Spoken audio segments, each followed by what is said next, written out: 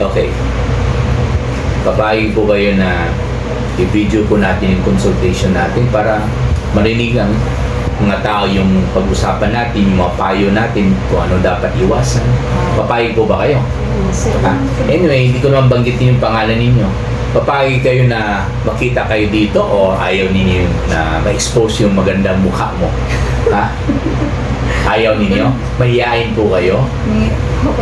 Talaga? So ayaw ninyo na ma-feature rin kayo dito sa ating video recording? Ayaw rin niyo? Okay lang, wala problema. Kasi ito po i-post ko ito sa ating bagong Dr. Jeff Ho YouTube channel. Anyway, papayag naman rin kayo kasi hindi ko naman isama yung mukha ninyo at saka hindi ko naman banggitin yung pangalan ninyo. Okay na po ba? Pero pagkatapos nito, ayaw rin ninyo na mag-posting tayo sa harap ng kamera. Ayaw rin po ninyo kasi panahon mo na ngayon na makatabi kayo ng guwapo. Ayaw pa rin, ha? Ay, siguro siloso yung asawa ninyo, no? Wala. Wala pa kayong asawa? Meron po. Wala. Yun pala. Hiwalay po kami. Hiwalay. Baka mami, nakita mo lang ako biglang hiwalay na kayo. Ano ba yan? Hindi pala. Matagal na. Okay, sige. Okay. Anyway, so, saan po sumakit yung ano niyo? Pakiulit nga, saan po? Dito po, dito sa tiyan ko, sakit siya. Then? Tapos, dati po kasi, Dok, meron akong UTI. Pero sa palagay po ninyo, may UTI kayo ngayon? Di ba, alam mo naman ninyo kung may UTI kayo, di ba? Dahil sa katapusan ng ihi, masakit. Minsan, ang huling patak ng ihi, may dugo, di ba?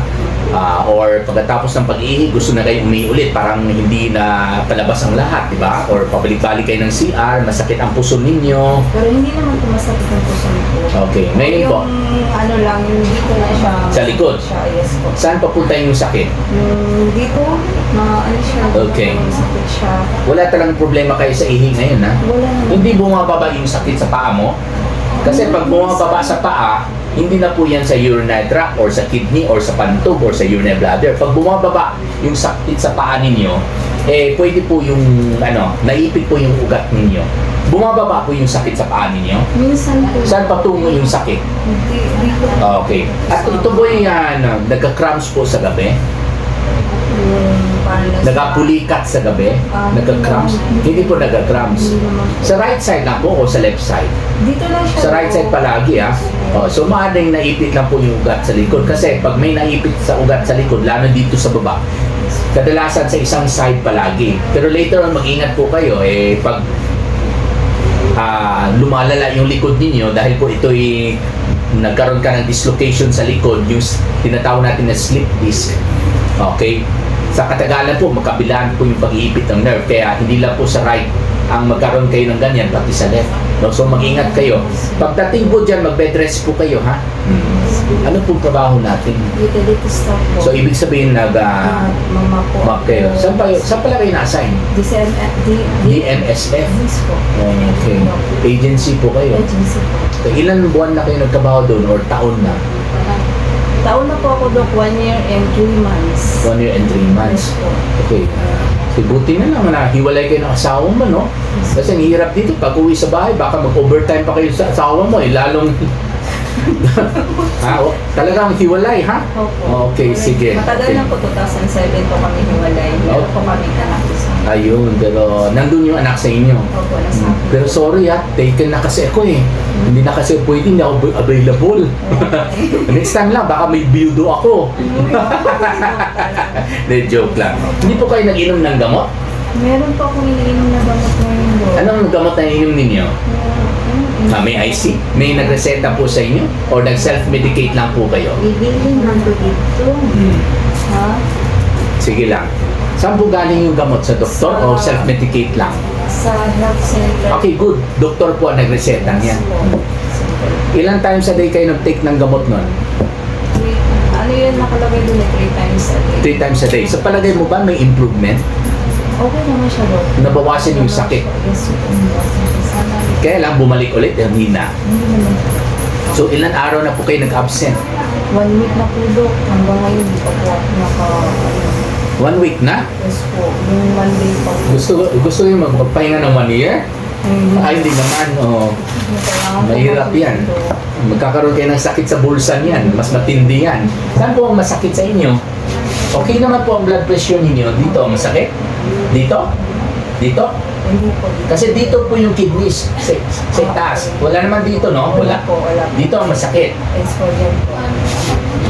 Tapos wala kayong lagnat. So, imposible na meron tayong infection sa kidney na walang lagnat. Kadalasan po, pag magkaroon tayo ng infection sa kidney, dito po yung masakit eh. Pag may infection tayo sa kidney, dito.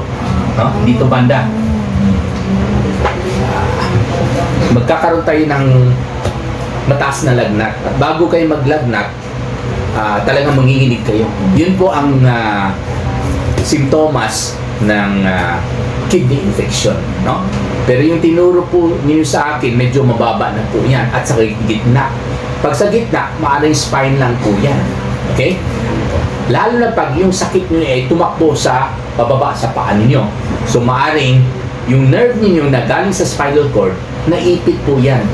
Okay? Sa disc na dapat sana hindi umatras, pero ngayon umatras yung disc mo. Nung umatras siya, naipit yung nerve na galing sa spinal cord papunta sa paa. Pag naipit po yung nerve ninyo dyan, syempre yung sakit, tatakbo yan galing sa baba, sa likod, papunta ang paa yung sakit. Ha? So mag-bed rest po kayo, ha? So sige. So, hindi pa po ako hindi pa ako maka-duty.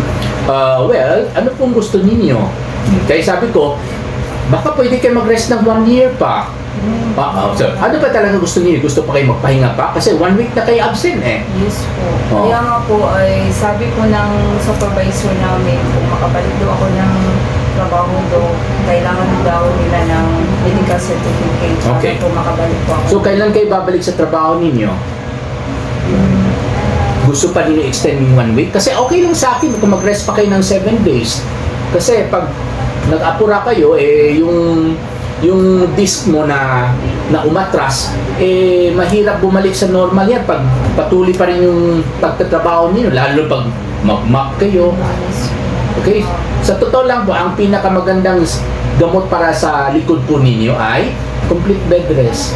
Oh. Bawal nga mag-upo ng matagal, bawal magtayo, bawal maglakad ng lakad, bawal magyuko, bawal magbuhat ng mabigat.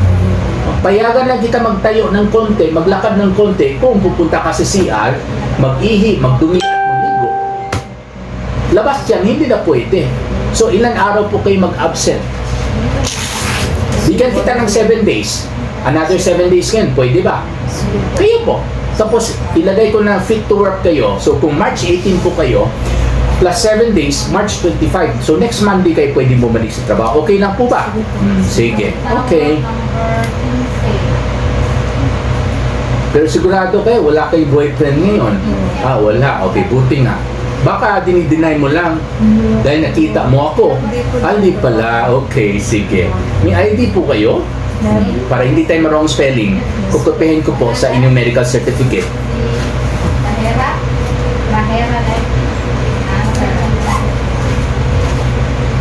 Basta bed rest po kayo sa bahay, ha? Pwede kayo mag-apply ng painkiller. Okay?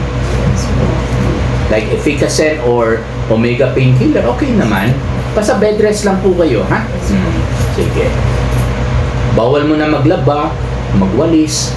Ha? Complete rest for 7 days. Tapos fit to work on March 25. Okay? So, sige po. So, dalawang gamot po. Yung isa po para sa pamamaga ng nerve po ninyo, 3 times a day po ito. After breakfast, after lunch, after dinner po ito. Yung pangalawa po, para sa pampakalma ng nerve. Ngayon po, irritable po yan. Nagsi-short circuit po yan dahil inipit ng disc nga. Kaya ito po magpapakalma ng yung irritableng nerve ninyo. Ha? Okay, so pwede kayo mag-start mamayang gabi after dinner. Okay, then tomorrow, after breakfast, sabay. After lunch, solo. After dinner, sabay. Ha? Okay? Sige, yun lang. Maraming salamat po. Okay, sige, okay. Okay, sige.